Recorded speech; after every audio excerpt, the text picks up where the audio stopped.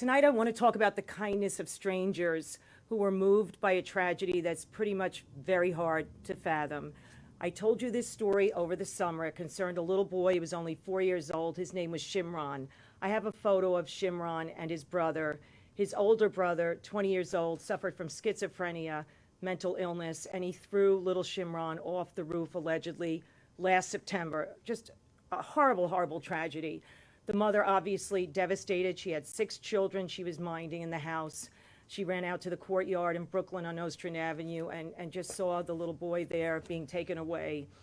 Just horrible. Her son, the older son, Sean Smith, is on Rikers Island now. He's facing homicide charges and still dealing with mental illness. I want to give you a little bit of the backstory before I tell you what we shot today in the Bronx. Really beautiful moments in the Bronx. Really, that illustrate the kindness of strangers. First, let me give you the backstory.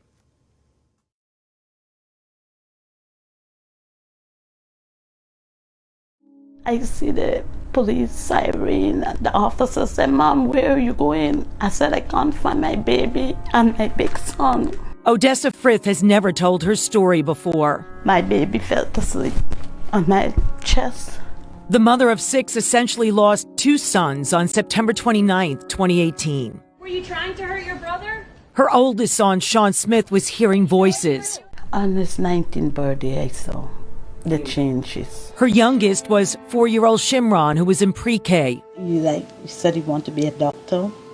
He always have the thing and the stethoscope around his neck. The children's grandfather had placed the family in a Nostrand Avenue apartment when they came from Guyana, but the electricity was turned off when bills weren't paid. Neighbors noticed Sean acting strange. He was just a little bit different. Sean's older sister says Kings County Hospital gave her brother medication for schizophrenia in the spring of 2018 and promised follow-ups. They're going to send somebody weekly. Did anyone ever come? No.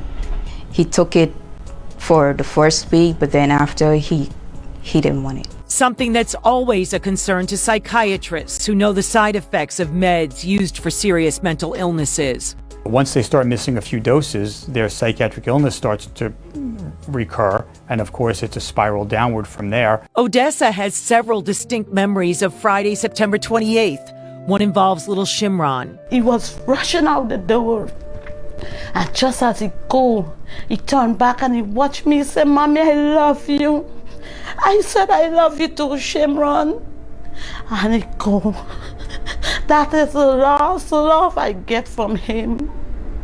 That night, Odessa was frying sausages for her family, including 20-year-old Sean. We eat, we drink, we laugh. I'm on the 6th story of the Nostrand Avenue building where little Shimron used to live with his family on this floor. Our cameraman, John, is shooting from the 7th story where the older brother, Sean, was able to access the roof. And if you look below, you'll see the courtyard where 4-year-old Shimron was thrown to his death. It happened at 3 a.m. while the exhausted mother slept. My daughter take the phone. She said, "Mommy, Sean chose Shimron off the building." Did you know what you were doing? Odessa Frith waited 8 months to visit Sean in jail. He said, "Mommy," he said, "you come to know what happened to Shimron?" I said, "Yes, son." He said, "Mom, I didn't know what Shimron." You didn't know? I said, "Mommy, I didn't know what Shimron." What did he think it was? He said, "Mom, I think it was a bug." He said, "Mommy, bag? He said, "Mommy, I'm so sorry. I'm sorry, Mommy." I said, "Sean, I forgive you." I said, "I forgive you, although I know it hurt me. I forgive you." This is really one of the saddest stories that I've ever told. I have kept in touch with the mom, Odessa Frith, and she told me about 6 weeks ago that she had one wish. She wanted to get a gravestone that could honor Shimron. His 1-year anniversary is coming up this week. She was worried that she would not have the money to pay for it. So Pix 11, we started making phone calls to see if we could find a way to get this gravestone for Shimron in his memory, to make his mother feel a little bit better about everything. And we found someone in the Bronx. The owner of a monument company came through. He wants to remain anonymous, but he was very moved by the story, and he said that he would donate the stone, the granite stone, berry stone from Vermont. He would donate it free of charge with the engraving of Shimron's name. So I want to show you how we spent this morning in the Bronx looking at the stone being made. I was just paging through the sketch and I read that, there was a donation for the family, donating the monument for the anniversary, and it was just, heartbreaking because I think, mental illness touches like pretty much everybody's family in one way or another. And just to hear that tragedy that somehow, some way maybe could have been prevented, it just kind of hit pretty hard, kind of like takes your breath away that something so tragic could happen to such a young kid. This is just the beginning. We render a sketch with the lettering and dates, and then we apply the stencil, and now it's going to be sandblasted.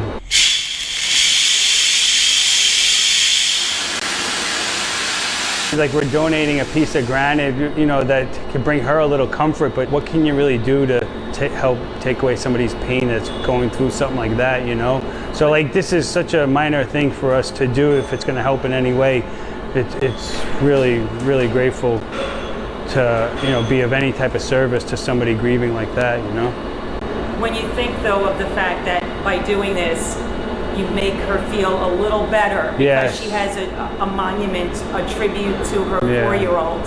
Yeah. Does that warm your heart? Oh, absolutely. Hearts and soul goes out to anybody that suffers a loss like that. And like I said, anything we could do to bring any kind of comfort to a person that has to go through that is, more than willing and happy to be of any type of service.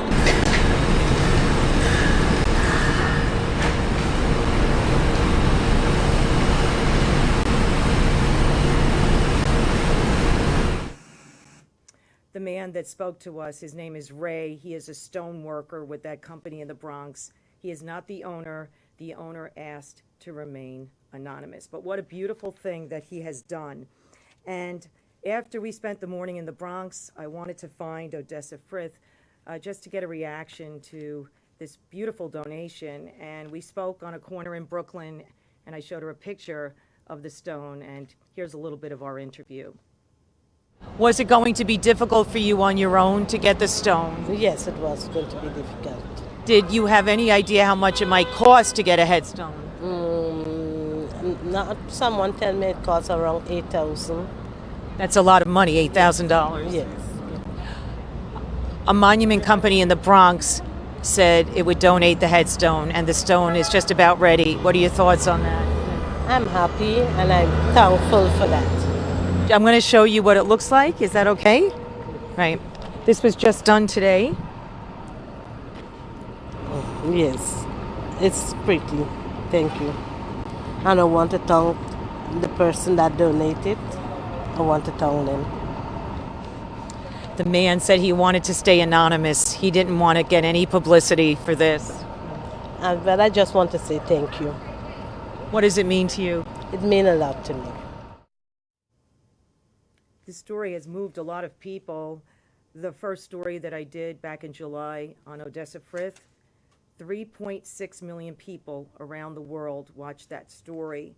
And so did this man in the Bronx who owns the business that makes the headstones. And we're so grateful that he responded to Odessa's plea, and he did this really beautiful gesture. This weekend will be the 1-year anniversary of Shimron's death. The family is planning on going to the cemetery in Brooklyn. There you see Shimron on the right. There's the rooftop where he was thrown from last September 29th, and his brother has been charged with that act. People are writing in. So many of you are watching now, and we appreciate that. Just want to read a few of your comments. Brenda Davis Hunt, even with so many ugly things going on in this world, a kind-hearted soul finds their way through the rottenness to do something great. God bless the little angel, his family, and the special soul with a big heart. To hear Malik, so sad, I can't even imagine what kind of pain the family went through. Yvonne Pagan, very generous of that person. May your sweet angel rest in eternal peace. Sue Martin is writing, I feel so bad for that mom.